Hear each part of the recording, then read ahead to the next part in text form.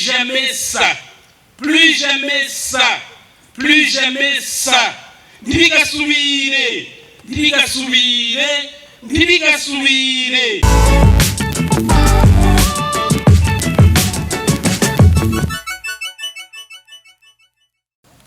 Ezekiyeli yajanywe n'Imana mu kiyaya ari muri mpwemu, ni nk'uko ivyariko biraba atana bitahura neza, ariko rero igihe cari gishitse ngo Imana irimutahuze. Ikiyaya cuzuye amagufa menshi cyane yari yumye rwose. Muri iki gihe umugwi severe uriko uraca mu biyaya vy'igihugu cacu ushira habona amagufa menshi cyane amaze imyaka 48 ari mu ivu. Bivugwa yuko hari binogo birenga 4000 ikinyegejwemo amagufa. Imana yabagije Ezekiyeli iti mbega ayo magufa yosubira kuba mazima?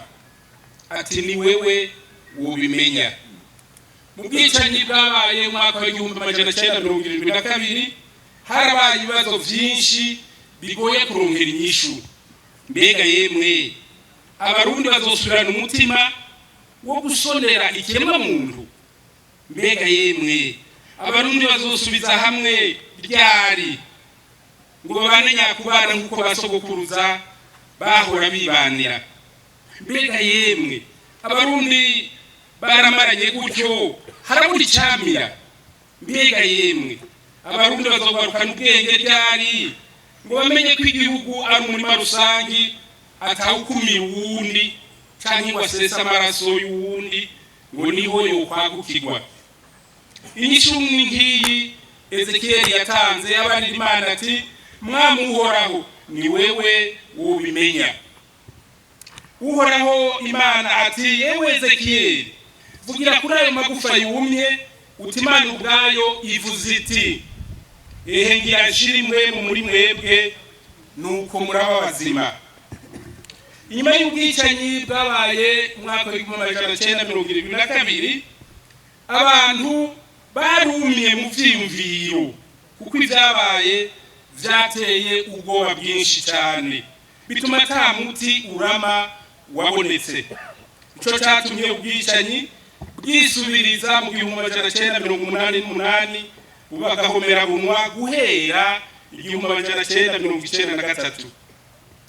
Ibiganiro vyabereye mu Kajaga no muri Club du Lac Tanganyika nta mpwemu vyazanye ku magufa y'ubwoba no kwinubana vyariho.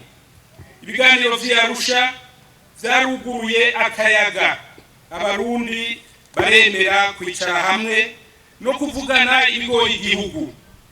Igihe carageze n'abafashe ibigwanisho barabishira hasi, impwemu ibitanguye kugaruka mu mitima y'abarundi. Muri ivyo biganiro abarundi barumvikanye ko igihe kizogera bakabwirwa ukuri ku vyabaye muri histoire y'u Burundi. Ico gikorwa severe irikira gikora cumvikanywe ko n'abarundi bari i Arusha muri Tanzania. Uhoraho Imana yongera kubarira Ezekiyeli ati ngira mbashire kw'imitsi mbazane kw'inyama ndabarenze ku rukoba ndabashiremo impwemu nuko muraba bazima muheze mumenye ko ari jewe Uhoraho ndabikoze. Ezekiyeli atanguye kuvuga icyo Imana imutegetse abona bitanguye kugenda neza. Amagufa atanguye gufatana, imitsi iyazako, inyama ziyazako, urukoba ruzirengako, ariko nta mpwemu zari bwajemo. Mu myaka 2 abarundi bari mu biganiro harajemo ivyahindutse. Bimwe bimwe vyerekana ingene amahoro yogaruka mu Burundi baravyumvikanye, icegeranyo kirakogwa, ariko mu gitabo canditswe hari impapuro zasigaye zigaragara z'amareserve, nta mpwemu yari bwajemo. Ivyo vyerekana ko batari bwavugana ukuri kuzobashikana ku mahoro, kukunywana no kukurekuriranira. Uhoraho yongera kubarira Ezekiyeli ati vugira ku miyaga ine yo kw'isi izihumekere kuri ayo magufa. nuko njavuga nkuko amariye impwemu zibinjiramwo babazima baravyuka barahagarara ari ngabo nyinshi cyane. Mu gusozera ikiringo ca mbere cy'ibiganiro by'abarundi, abakuru baganza iyi si baje bava mu buseruko, mu buraruko, mu manuko no mu burengero, bameze nk'imiyaga izanye ivyizigiro vy'amahoro no kubana neza ku Barundi.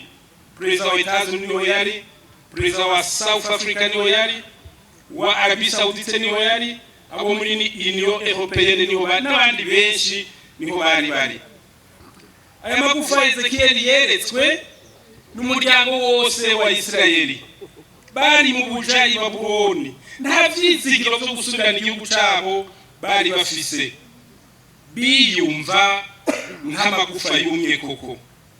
Imana irimanukira iravuga ikishije mu kanwa ka Ezekiel iti, ehe nzorangaza imva zanyu, ndabaduze mumve mu mva zanyu nk'abantu banje, kandi nzobashikana mu gihugu c'Isirayeli, nzoheza ndabashire mu mpemu wanje mube bazima, mbashire mu gihugu canyu bwite, maze muzomenya ko ari jewe Uhoraho nabivuze kandi ndabishikije. Mu bihe byinshi no mu buryo bwinshi Abarundi baratinye kuvugana ukuri. Ubu rero turi mu bihe byiza bidasanzwe, turi mu bihe amagufa yegeranye, imiti yagarutse, inyama zaraje, impwemu iraza, igihugu gitangura kuba kizima. Ibwirizwa shingiro riha Imana ikibanza ca mbere, Abarundi bararyemeje. Amatora adakumira yarateguwe n'Abarundi ubwabo, ata munyamahanga ariko arabasunika. Inzego z'igihugu zatowe zarabishikanije neza nizahora. Amahoro ariho mu gihugu cyose. Ukuri kuvyabaye kuriko kuraronderwa, maze kuzofasha Abarundi gutahura kumwe ivyakahise kacu, biheze bidufashe kunywana, bidufashe kurekuriranira, bidufashe gusubiza hamwe no gutsimbataza amahoro. Mu gusozera, Imana ibare ya Ezekiel iti, niki gituma muciriye umugani mu gihugu c'Isirayeli ngo base barya inzabibu z'ibitumbwe, amenyo y'abana akajiginyugwa? Ndarahiye ukubaho kwanje ni kumwami Uhoraho hagize, ntimuzosubira gucira umugani mu bw'Isirayeli.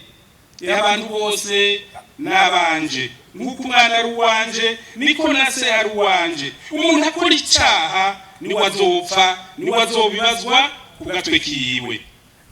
Ndasaba Imana mushobora byose, ndasaba Imana y'urukundo, ndasaba Imana y'imbabazi, ndasaba Imana yerekanye muri Yesu Kristo, ngwigirire ikigongo Abarundi bose, maze ubwicanyi bwose bwabaye ntibuzosubire. Abana n'abuzukuru bacu baze bibanire mu mahoro. Plus jamais ça, plus jamais ça, plus jamais ça. Ntibigasubire. Mu izina ry'Imana Data na Mwana na Mpwemu Mweranda. Amen.